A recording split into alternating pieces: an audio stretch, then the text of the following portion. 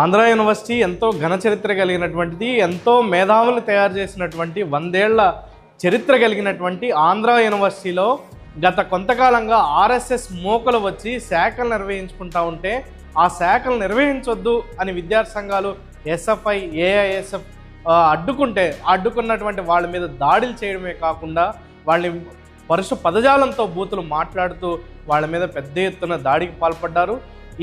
ఈ దాడికి పాల్పడినటువంటి వాళ్ళ మీద చర్యలు తీసుకోవాలని మరుసటి రోజున ఈరోజు అక్కడ ఉన్నటువంటి వీసీ గారు చర్చలు పిలవడంతో వెళుతున్నటువంటి క్రమంలో కూడా విద్యార్థుల మీద ప్రత్యేకంగా అక్కడ ఉన్నటువంటి ఆర్ఎస్ఎస్ బయట నుంచి వచ్చినటువంటి వ్యక్తులు విద్యార్థుల మీద చెప్పులతో దాడి చేసి బాటిళ్లతో కొట్టి వాళ్ళని అత్యంత నీచమైనటువంటి పదాలతో బూతులు మాట్లాడారు.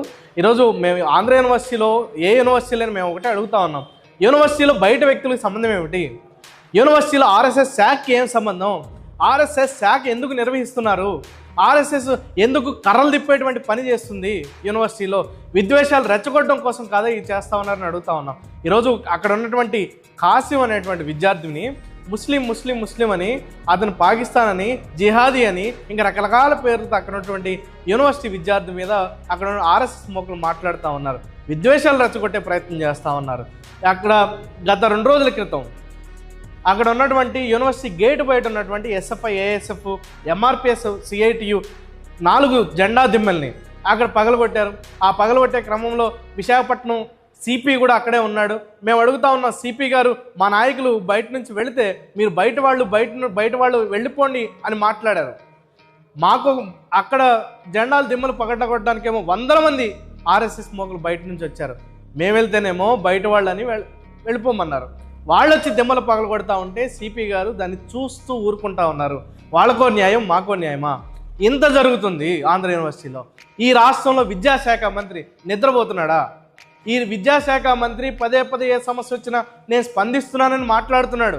ఎక్కడో కోవా పని జరిగితే ఈ రాష్ట్రంలో కమ్యూనల్ పాలిటిక్స్కి ఎట్లాంటి స్థానం లేదని ప్రకటించాడు. మంచిదే, కానీ ఆంధ్ర యూనివర్సిటీలు ఈరోజు కమ్యూనల్ పాలిటిక్స్ చేయడం కోసం ఆర్ఎస్ఎస్ ప్రయత్నం చేస్తుంది కదా, ఎందుకని కనీసం స్పందించలేదు? ఎందుకని ఒక్క మాట మాట్లాడడం లేదు? అసెంబ్లీ జరుగుతుంది కదా, ఆర్ఎస్ఎస్ని విద్యా సంస్థల్లో ఎందుకని అలౌ చేస్తున్నారు? ఖచ్చితంగా ఆర్ఎస్ఎస్ విద్వేషాలు రెచ్చగొట్టేటువంటి చరిత్ర కలిగినటువంటిది. అట్లాంటి ఆర్ఎస్ఎస్ని ఎట్టి పరిస్థితుల్లోనూ విద్యా సంస్థల్లోకి విద్యార్థులు, వామపక్ష విద్యార్థి సంఘాలు ఎట్టి పరిస్థితుల్లో అలౌ చేయవు.